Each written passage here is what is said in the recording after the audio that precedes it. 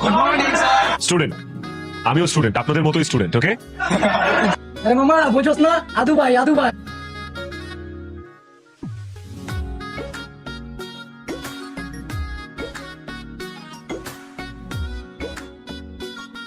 এদিকে হা করে তাকিয়ে কি দেখছেন আপনি? দাঁড়ান, আপনাকে দেখে কিন্তু একদমই স্টুডেন্ট মনে হয় না। আপনাকেও কোন অ্যাঙ্গেল থেকে দেখলে ম্যাডাম মনে হয় না। বের হন আমার ক্লাস থেকে, ম্যাডাম আসলেই আপনাকে ম্যাডাম মনে হয় না। বের হন ক্লাস থেকে।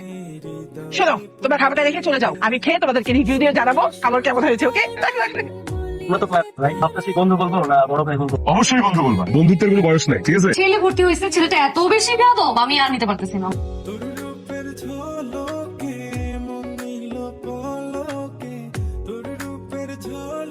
লজ্জা করে না? আমি সেসব কাজে বাজে কথা লিখে পোস্টার ছাপা যায়।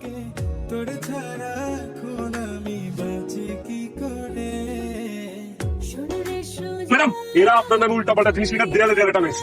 মারেন এদেরকে, মারেন। কি করবেন করেন।